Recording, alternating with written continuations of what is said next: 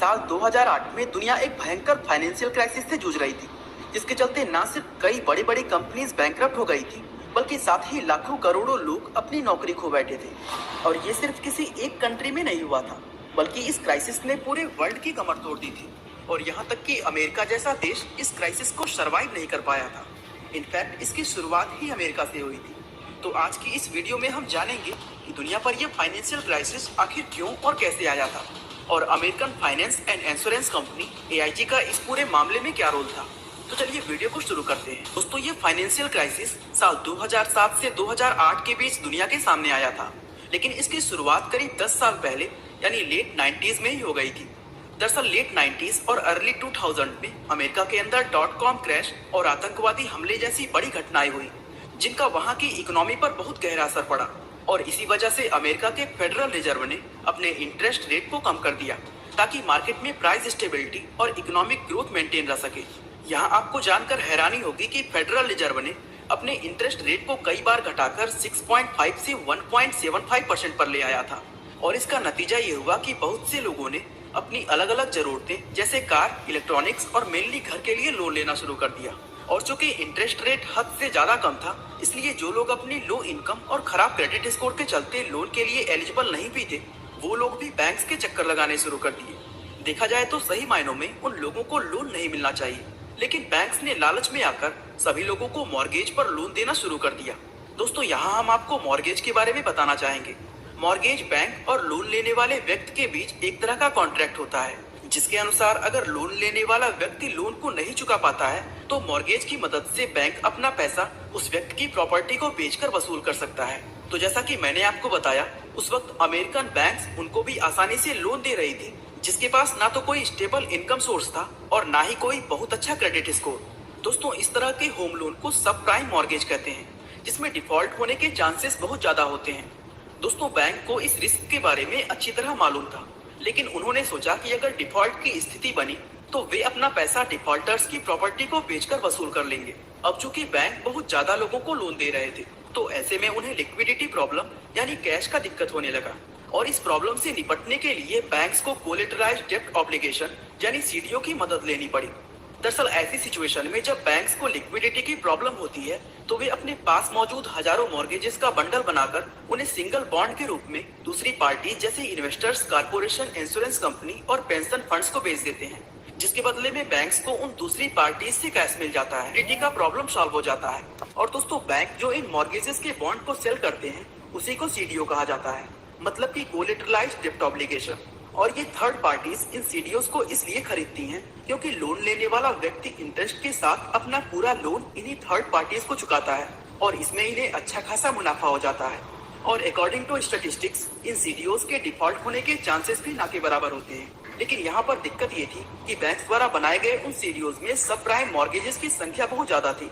और जैसा कि हमने आपको बताया कि सब प्राइम मॉर्गेजेस के डिफॉल्ट होने के चांसेस बहुत ज्यादा होते हैं, तो ऐसे में भला कोई भी थर्ड पार्टी इस रिस्क को क्यों लेना चाहेगी। और इसलिए इस रिस्क को खत्म करने के लिए अमेरिका की multinational finance and insurance company AIG अपनी एक special insurance policy credit default swap यानी CDS को लेकर आई, जिसे आगे चलकर इस फाइनेंशियल क्राइसिस का सबसे अहम वजह माना गया। दोस्तों, यहाँ आपकी जानकारी के लिए बता दें कि उस समय AIG अमेरिका की सबसे बड़ी और रेपुटेड इंश्योरेंस कंपनी थी, जिसका बिजनेस 80 से ज्यादा देशों में फैला हुआ था। अब AIG ने क्या किया कि उसने उन रिस्की CDOs पर इंश्योरेंस देना शुरू कर दिया, यानी कोई भी CDO अगर डिफॉल्ट होगा तो उस सिचुएशन में AIG उसका पूरा नुकसान खुद चुकाएगी। दोस्तों, AIG की इस इंश्योरेंस पॉलिसी को क्रेडिट डिफॉल्ट स्वैप यानी CDS का नाम दिया गया था। अब चूंकि AIG जैसी बड़ी व रेपुटेड कंपनी CDOs को इंश्योर कर रही थी, तो ऐसे में सब प्राइम मॉर्गेजेस होने के बावजूद भी उन CDOs से सभी तरह का रिस्क खत्म हो गया। और जब रिस्क ही नहीं रहा, तो बहुत सी थर्ड पार्टी कंपनी, इसमें अमेरिका ही नहीं बल्कि दूसरे देशों के इन्वेस्टर्स, इंश्योरेंस कंपनीज व कारपोरेशन भी शामिल थे, उन सभी ने अपने प्रॉफिट के लिए इन CDOs को खरीदना शुरू कर दिया। और दोस्तों, ये CDS पॉलिसी बेचना AIG के लिए बहुत ज्यादा फायदेमंद साबित हुआ, जहां कुछ ही सालों में उन्होंने सिर्फ इस इंश्योरेंस पॉलिसी से अरबों डॉलर्स कमा लिए। लेकिन दोस्तों, यहाँ पर प्रॉब्लम ये हुआ कि AIG कंपनी अब इस प्रॉफिट को देखकर लालची हो गई थी, और लालच में उसने कुछ ऐसा कर दिया जिसने इस फाइनेंशियल क्राइसिस को बद से बदतर बना दिया। दरअसल जब कोई भी कंपनी अपना इंश्योरेंस बेचती है, तो इंश्योरेंस को चुकाने के लिए उनके पास उतने फंड्स या असेट होने चाहिए लेकिन एआईजी के पास इतने फंड्स थे ही नहीं। असल में प्रीवियस डेटा के बेसिस पर एआईजी को ये भरोसा था कि उन्हें इंश्योरेंस के पैसे चुकाने की जरूरत कभी पड़ेगी ही नहीं। और इस तरह बैंक भी एआईजी के भरोसे बेफिक्र होकर लगातार कई सालों तक लोगों को कम इंटरेस्ट पर लोन देते रहे, जिससे अमेरिका में हाउसिंग मार्केट के प्राइस जमीन से आसमान तक पहुंच गए। अब दोस्तों यहाँ तक अगर देखें तो आम नागरिकों से लेकर एआईजी तक इस मामले में इन्वॉल्व सभी पार्टीज अच्छा खासा पैसा कमा रही थी। लेकिन असल में ये प्रॉफिट सिर्फ एक बबल था जो किसी भी समय फट सकता था। और आखिरकार साल 2006 में इसके फटने की शुरुआत भी हो गई। असल में हुआ ये कि अमेरिका के फेडरल रिजर्व ने अपने इंटरेस्ट रेट को 1.75 से बढ़ाकर 5.2% कर दिया। दोस्तों इस इंटरेस्ट रेट के बढ़ने से लोन लेने वाले सभी लोगों पर बहुत गहरा असर पड़ा। लेकिन इससे सबसे ज्यादा प्रभावित वो लोग हुए जिनकी गिनती सब प्राइम मॉर्गेजेस में थी, क्योंकि उन लोगों की इनकम इतनी थी ही नहीं कि वो इस लोन पर इतना ज्यादा इंटरेस्ट चुका सकें। और इसका नतीजा ये हुआ कि उन लोगों ने डिफॉल्ट करना शुरू कर दिया। और जैसे जैसे इन डिफॉल्टर्स की गिनती बढ़ती गई, वैसे वैसे इन मॉर्गेजेस से बने सीडीओस की वैल्यू भी नीचे आने लगी, क्योंकि लोगों के मॉर्गेज डिफॉल्ट करने की वजह से मार्केट में उन सीडीओस की वैल्यू खत्म हो गई, जो बैंक थर्ड पार्टीज को बेचकर उनसे पैसे लेती थी और वही पैसे लोगों को लोन के रूप में दे देती थी। ऐसे सिचुएशन में बैंक्स ने डिफॉल्टर्स के घरों को बेचना शुरू कर दिया, जिससे हाउसिंग मार्केट में घरों की सप्लाई डिमांड से कई गुना ज्यादा बढ़ गई। और इसका नतीजा ये हुआ कि जिन घरों की कीमतें कुछ समय पहले आसमान छू रही थी, वो एक ही झटके में जमीन पर आ गिरी। और जब घरों की वैल्यू लोन अमाउंट से भी कम हो गई, तो ऐसे में उन लोगों ने भी डिफॉल्ट करना शुरू कर दिया जिनकी गिनती प्राइम मॉर्गेजेस में थी, यानी जो लोग आराम से लोन को चुका सकते थे। दोस्तों अमेरिका के हाउसिंग मार्केट का इस तरह क्रैश होना सभी बैंक्स और सीडीओस खरीदने वाली थर्ड पार्टीज के लिए एक चिंता का विषय था। लेकिन फिर भी उन्हें ये तसल्ली थी कि उन्होंने अपने सीडीओस को एआईजी की सीडीएस पॉलिसी से इंश्योर करवाया हुआ है और इंश्योरेंस से मिलने वाले पैसों से वो अपने नुकसान की भरपाई कर सकते हैं।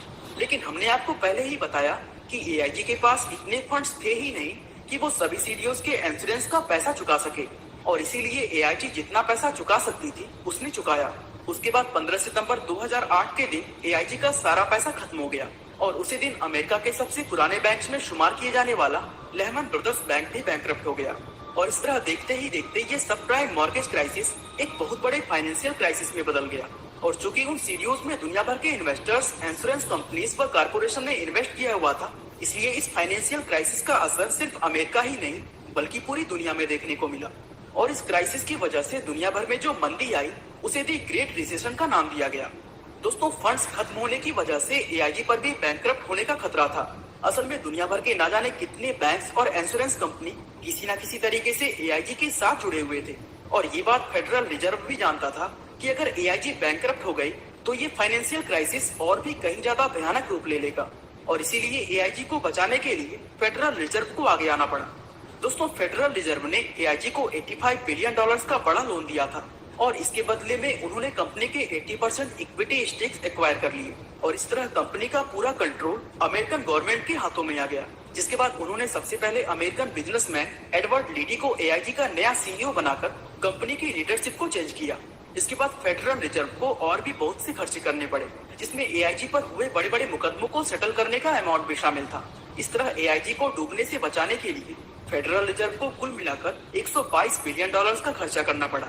इसके बाद धीरे धीरे एआईजी की गाड़ी फिर से पटरी पर लौटी। और आपको जानकर हैरानी होगी कि साल 2012 में एआईजी ने ऐसा रिकवर किया कि फेडरल रिजर्व ने एआईजी के स्टेक को $22 बिलियन के प्रॉफिट पर बेचा। दोस्तों इस फाइनेंशियल क्राइसिस को हुए 13 साल बीत चुके हैं, लेकिन आज भी इसे इतिहास के सबसे बड़े फाइनेंशियल क्राइसिस में गिना जाता है। बाकी दोस्तों आज के लिए बस इतना ही। वीडियो को लाइक, शेयर और चैनल को सब्सक्राइब करना बिल्कुल ना भूलें। आपका बहुमूल्य समय देने के लिए बहुत बहुत धन्यवाद।